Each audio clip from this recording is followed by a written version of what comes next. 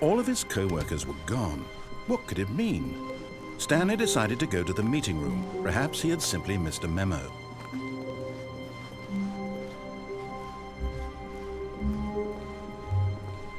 When Stanley came to a set of two open, this was not the correct way to the meeting room, and Stanley knew it perfectly well. Perhaps he wanted to stop by the employee lounge first, just to admire it. Stanley felt lightheaded, butterflies in his stomach, giddy in a way he had never known before. Was it this room? A connection between the two? Could a man love a room? But eager to get back to business, Stanley took the first open door on his left. Stanley was so bad at following directions, it's incredible he wasn't fired years ago. Look, Stanley, I think perhaps we've gotten off on the wrong foot here. I'm not your enemy, really, I'm not. I realize that investing your trust in someone else can be difficult, but the fact is that the story has been about nothing but you all this time. There's someone you've been neglecting, Stanley. Someone you've forgotten about. Please, stop trying to make every decision by yourself. Now, I'm not asking for me, I'm asking for her. This is it, Stanley. Your chance to redeem yourself. To put your work aside, to let her back into your life. She's been waiting. That's her, Stanley. You need to be the one to do this, to reach out to her. If you can truly place your faith in another, then pick up the phone.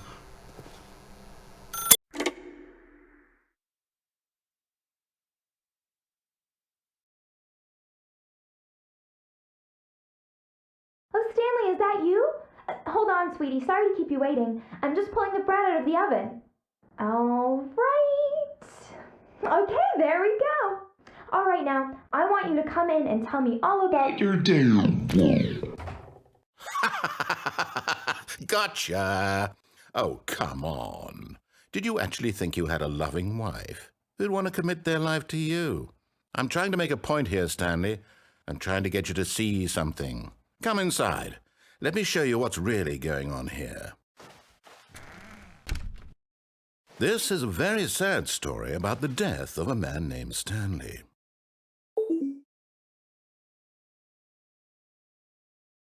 Stanley is quite a boring fellow. He has a job that demands nothing of him, and every button that he pushes is a reminder of the inconsequential nature of his existence. Look at him there, pushing buttons, doing exactly what he's told to do. Now he's pushing a button. Now he's eating lunch. Now he's going home. Now he's coming back to work. One might even feel sorry for him, except that he's chosen this life. But in his mind, he can go on fantastic adventures. From behind his desk, Stanley dreamed of wild expeditions into the unknown, fantastic discoveries of new lands. It was wonderful, and each day that he returned to work was a reminder that none of it would ever happen to him. And so he began to fantasize about his own job. First, he imagined that one day while at work, he stepped up from his desk to realize that all of his co-workers, his boss, everyone in the building had suddenly vanished off the face of the earth. The thought excited him terribly. So he went further. He imagined that he came to two open doors and that he could go through either. At last, choice. It barely even mattered what lay behind each door. The mere thought that his decisions would mean something was almost too wonderful to behold. As he wandered through this fantasy world, he began to fill it with many possible paths and destinations. Down one path lay an enormous round room with monitors and mind controls. And down another was a yellow line that weaved in many directions. And down another was a game with a baby. And he called it the Stanley Parable.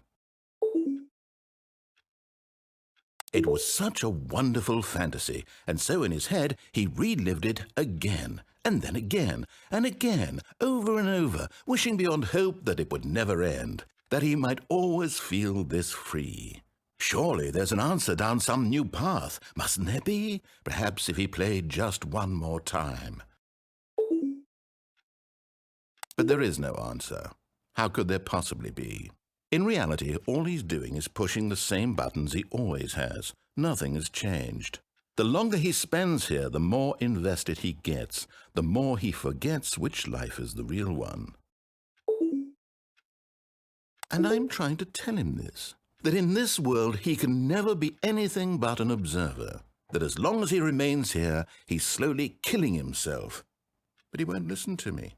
He won't stop. Here, watch this. Stanley, the next time the screen asks you to push a button, do not do it.